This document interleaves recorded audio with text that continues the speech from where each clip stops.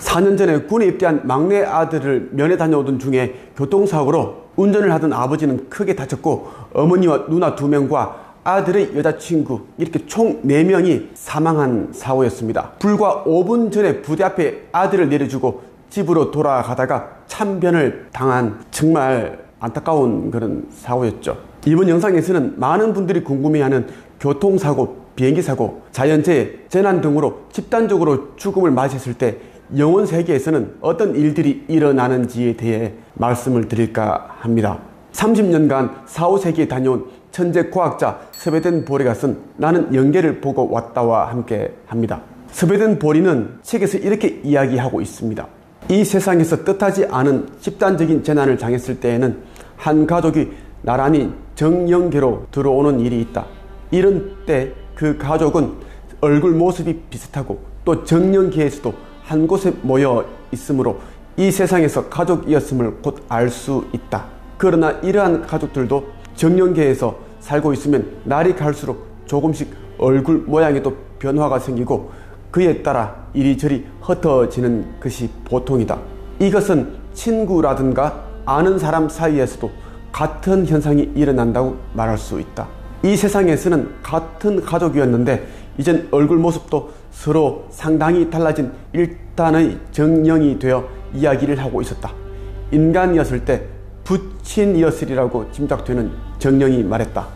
당신은 어느 단체로 갈 작정이요? 부인으로 짐작되는 정령이 대답했다. 내가 가려고 하는 단체는 당신이 가려고 하는 단체와는 다릅니다.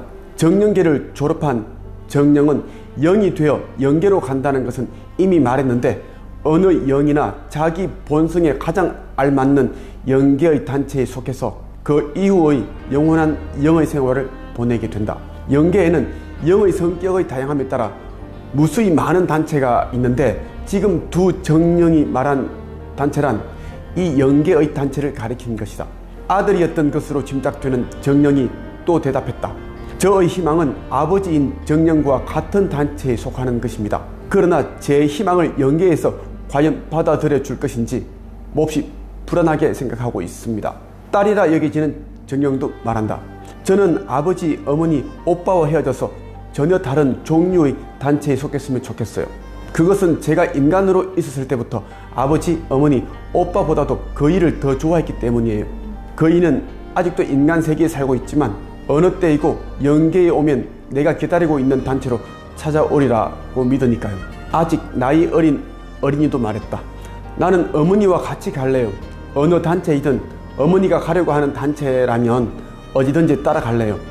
이 세상에 있었을 때 한 가족이었다고 하더라도 정령계는 모르되 영계에 쓰는 다른 단체에 속하게 되면 그때는 영원히 만나볼 수 없게 된다. 그리고 이 가족의 경우에 있어서는 아버지와 아들, 어머니와 유아, 그리고 딸은 장래에 이 영계로 오게 될 인간이었던 때의 연인과 같은 단체에 속하게 되는 것을 희망하고 있었다.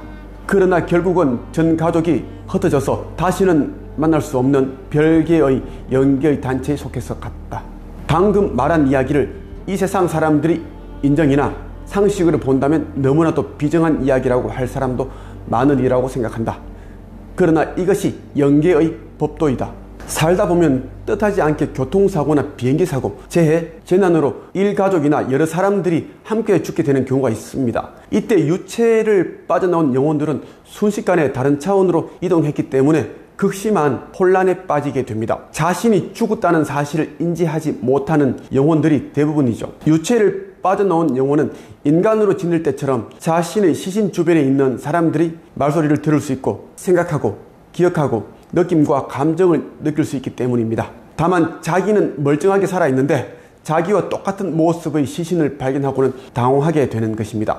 죽음을 슬퍼하고 통곡하고 있는 유족들에게 자기는 멀쩡하며 아무렇지도 않다고 큰 소리로 말해보지만 인간의 몸을 하고 있는 유족들에게 가닿지 않습니다. 이때 영혼들은 멘붕 상태에 빠지게 되는 것입니다. 잠시 후 곁으로 찾아온 인도령, 즉 보호령이 영혼들이 처해 있는 상황들에 대해 설명해 주게 됩니다. 사고나 재난으로 인해 더 이상 인간이 아니며 영혼 상태가 되었다는 것을 인식시키기 위해 애쓰게 됩니다. 장례식이 진행되는 동안 영혼들은 아직 해야 할 일들, 완수하지 못한 일들이 남았지만 지상에서의 관계를 정리하기 시작합니다. 장례식이 끝날 즈음이 되면 일가족, 영혼들이 속하게 될 단체로 데려갈 인도령이 속속 도착합니다.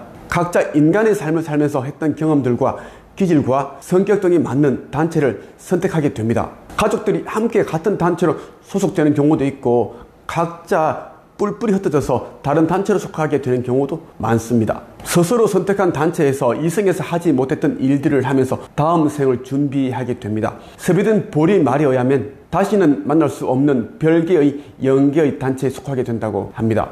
특히 생전에 사이가 좋지 않은 가족 관계나 인간 관계를 맺었을 경우 영영 이별하게 된다는 것입니다. 인간의 삶을 사는 동안 우리는 마음이 맞지 않은 사람과는 거리를 두거나 손절을 하는데 조화의 법칙이 작용하는 사후세계에서도 똑같은 것입니다.